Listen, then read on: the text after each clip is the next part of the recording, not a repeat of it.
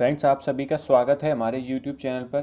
Friends, आज के इस वीडियो में हम आपके लिए लेकर आए हैं संविधान की विशेषताओं से रिलेटेड मोस्ट इंपोर्टेंट क्वेश्चंस जो कि बार बार एग्जाम्स में रिपीट होते रहे हैं और आगे भी पक्का आएंगे। फ्रेंड्स, लगभग सभी एग्जाम्स में इस टॉपिक से रिलेटेड 1 नंबर का क्वेश्चन पूछ लिया जाता है। तो फ्रेंड्स, आप अगर आपको अपना 1 नंबर पक्का करना है तो ये वीडियो देख लीजिए और फिर कहीं कोई और भी वीडियो देखने की आपको कभी ज़रूरत नहीं पड़ेगी। इसी में सारे आपके जो क्वेश्चंस हैं वो करवा दिए जाएंगे। फ्रेंड्स, इस वीडियो को शुरू करने से पहले अगर आपने अभी तक हमारे चैनल को सब्सक्राइब नहीं किया है तो चैनल को सब्सक्राइब कर लीजिए और हमारा टेलीग्राम चैनल भी ज्वाइन कर लीजिए, जिस पर आपको वीडियो की नोटिफिकेशन मिलते रहते हैं, प्लस सारे ये वीडियोस के PDF आप वहाँ से डाउनलोड कर सकते हैं। तो फ्रेंड्स, चलिए वीडियो शुरू करते हैं। आज के इस वीडियो का आपका पहला क्वेश्चन है, भारतीय राजनीतिक व्यवस्था में सर्वोच्च कौन है? यानी कि जो हमारे देश की राजनीतिक व्यवस्था है उसमें सबसे पहला स्थान किसका होता है? तो आपका पहला ऑप्शन है सर्वोच्च न्यायालय, दूसरा ऑप्शन है संविधान, तीसरा ऑप्शन है संसद, चौथा ऑप्शन है धर्म। फ्रेंड्स, इस क्वेश्चन में बच्चों को लगता है कि इसका आंसर सर्वोच्च न्यायालय हो सकता है, लेकिन सर्वोच्च न्यायालय इसका आंसर नहीं होता है। इसका आंसर होता है संविधान।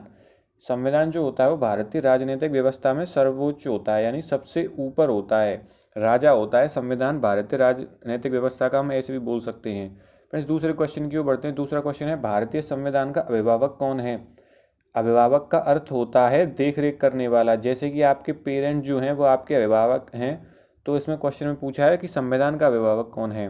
तो फ्रेंड्स, संविधान के अभिभावक बताने के लिए आपके पास पहला ऑप्शन है राष्ट्रपति, दूसरा ऑप्शन है प्रधानमंत्री, तीसरा ऑप्शन है सर्वोच्च न्यायालय और चौथा ऑप्शन है निर्वाचन आयोग। तो फ्रेंड्स, इसका सही आंसर है सर्वोच्च न्यायालय, यानी कि संविधान की देखरेख करने के लिए सर्वोच्च न्यायालय बनाया गया है। इसका अर्थ है कि सर्वोच्च न्यायालय ये देखता है कि संविधान देश में ठीक से फॉलो किया जा रहा है कि नहीं, कहीं कोई नियम को उल्लंघन तो नहीं कर रहा, तो उसको सज़ा या फिर उसको सज़ा का प्रावधान भी किया गया है। तो ये सब देखने का काम सर्वोच्च न्यायालय का है, यानी कि जो भारतीय संविधान का अभिभावक है वो है सर्वोच्च न्यायालय। फ्रेंड्स, अगले क्वेश्चन की ओर बढ़ते हैं। क्वेश्चन नंबर 3, संविधान में कितनी सूचियां हैं? पहला ऑप्शन है 1 सूची, दूसरा ऑप्शन है 2 सूची, तीसरा ऑप्शन है 3 सूची और चौथा ऑप्शन है 4 सूची। फ्रेंड्स, इसमें सूचियाँ पूछी गई हैं, अनुसूचियाँ नहीं पूछी गई हैं। तो सूचियाँ और अनुसूचियों में कन्फ्यूज नहीं होना है। इसका सही ऑप्शन है C 3, यानी कि हमारे संविधान में 3 सूचियां हैं। अनुसूचियां 350 से भी ज़्यादा हैं, लेकिन इस क्वेश्चन में सूचियां पूछी गई हैं, इस वजह से वो 3 ही है। केवल संविधान में केवल 3 सूचियां हैं। तो फ्रेंड्स, अगले क्वेश्चन नंबर 4 की ओर बढ़ते हैं। भारत में वैध प्रभुसत्ता निहित है? तो आपका पहला ऑप्शन है राष्ट्रपति में, दूसरा ऑप्शन है न्यायपालिका में और तीसरा ऑप्शन है मंत्रिमंडल में, चौथा ऑप्शन है संविधान में। तो फ्रेंड्स, इसका ऑप्शन भी है संविधान, यानी कि जो भारत की वैध प्रभुसत्ता निहित है वो संविधान में निहित है।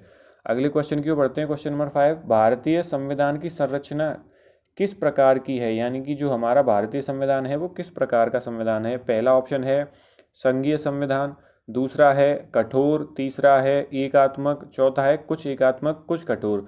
तो फ्रेंड्स, हमारा जो संविधान है वो कुछ एकात्मक है और कुछ कठोर है। तो अगले क्वेश्चन की ओर बढ़ते हैं। कौन सी विशेषता भारतीय संघ और अमेरिकी संघ में समान है? यानी कि भारत की जो राजनीतिक व्यवस्था है और अमेरिका की जो राजनीतिक व्यवस्था है, दोनों में क्या समानता है?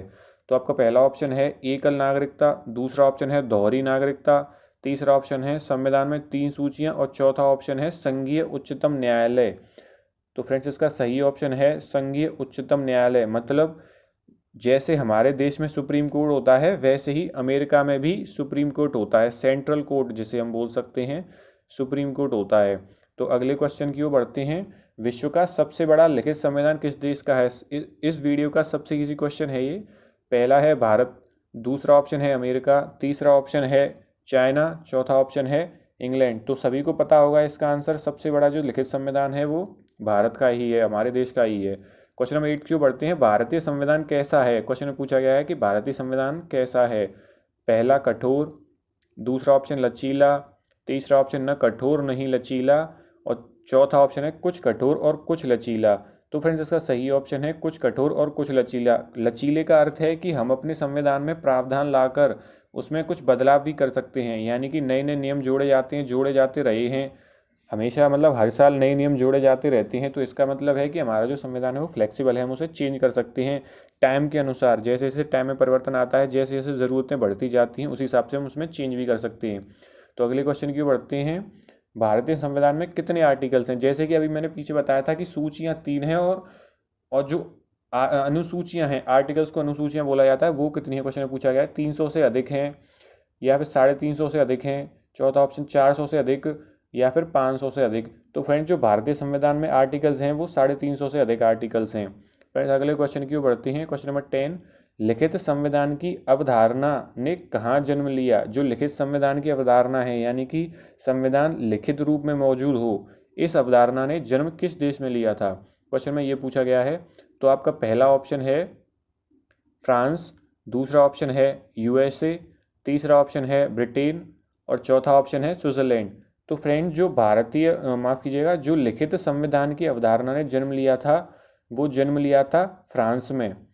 फ्रेंड्स आगे अगले क्वेश्चन की ओर बढ़ते हैं। क्वेश्चन नंबर 11, भारतीय संविधान का वर्णन किस प्रकार किया जा सकता है? यानी अगर भारतीय संविधान की डेफिनेशन पूछी जाए तो आप इसकी डेफिनेशन, एक सिंपल सी डेफिनेशन क्या बता सकते हैं? तो पहला ऑप्शन है मध्यम आकार का संविधान, दूसरा ऑप्शन है बहुत छोटा और सुसंहत संविधान, तीसरा ऑप्शन है विश्व के सबसे विस्तृत संविधान में से एक और चौथा ऑप्शन है इनमें से कोई नहीं।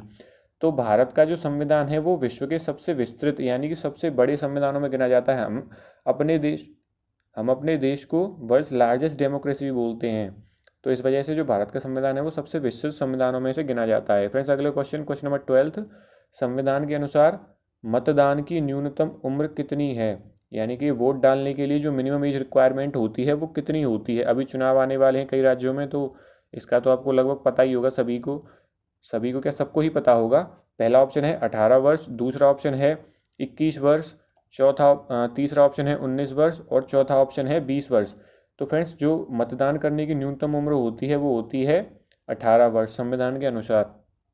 फ्रेंड्स आप आज के अगले क्वेश्चन की ओर बढ़ते हैं। क्वेश्चन नंबर 13, भारतीय राज्य व्यवस्था में सर्वोच्च कौन होता है? यानी कि जो भारतीय राज्य व्यवस्था है उसमें सबसे ऊंचा स्थान किसका होता है? तो पहला ऑप्शन है संसद का, दूसरा धर्म, तीसरा संविधान, चौथा सर्वोच्च न्यायालय। तो फ्रेंड्स जो भारतीय राज्य व्यवस्था में जो सर्वोच्च स्थान होता है वो होता है संविधान का, यानी कि संविधान से ऊपर कोई नहीं है, संविधान ही सबसे बड़ा है। अगला क्वेश्चन है आपका, इनमें से कौन सा एक संविधान का दर्शन नहीं है? आपका पहला ऑप्शन है कल्याणकारी राज्य, दूसरा ऑप्शन है समाजवादी समानता, तीसरा ऑप्शन है राजनीतिक समानता और चौथा ऑप्शन है साम्यवादी राज्य। तो फ्रेंड्स संविधान का जो दर्शन नहीं है वो है साम्यवादी राज्य। साम्यवादी राज्य जैसी कोई बात संविधान में नहीं कही गई है। अगले क्वेश्चन की ओर बढ़ते हैं। क्वेश्चन नंबर 15, ये वीडियो का लास्ट क्वेश्चन होने वाला है। इस वीडियो में हमने केवल 15 ही क्वेश्चन लिए हैं, लेकिन ये सारे क्वेश्चन वही हैं जो मोस्ट इंपॉर्टेंट हैं, बार बार एग्जाम्स में रिपीट होते रहे हैं। क्वेश्चन नंबर 15 है, भारत का संविधान मान्यता प्राप्त करता है, यानी कि भारत का संविधान किसको मान्यता प्राप्त करता है? आपका पहला ऑप्शन है केवल धार्मिक अल्पसंख्यकों को, दूसरा ऑप्शन है केवल भाषाई अल्पसंख्यकों को, तीसरा ऑप्शन है धार्मिक और भाषाई अल्पसंख्यकों को और चौथा ऑप्शन है धार्मिक, भाषाई एवं नृजातीय अल्पसंख्यकों को। तो इसका सही ऑप्शन है ऑप्शन नंबर सी, धार्मिक और भाषाई अल्पसंख्यकों को। मतलब भारत का जो संविधान है वो धार्मिक अल्पसंख्यक हों या फिर भाषाई अल्पसंख्यक हों, सबको ही मान्यता प्राप्त करता है। तो फ्रेंड्स अगर आपको ये वीडियो पसंद आई है तो लाइक ज़रूर कीजिएगा वीडियो में और कमेंट करके हमें बताइएगा वीडियो के नीचे कि आपको कितने क्वेश्चन आपने इसमें सही गैस कर पाए या सही हुए आपके क्वेश्चन। और चैनल को सब्सक्राइब कीजिए और अपने दोस्तों के साथ शेयर भी कीजिएगा। फ्रेंड्स इससे रिलेटेड आपको PDF डाउनलोड करनी है तो आप हमारा टेलीग्राम चैनल ज्वाइन कर सकते हैं और आपको हमारे चैनल पर काफ़ी इंपॉर्टेंट लेक्चर्स प्रोवाइड कराए जा रहे हैं, तो हमारा चैनल भी सब्सक्राइब कर लीजिए। आज के लिए बस इतना ही फ्रेंड्स, थैंक यू।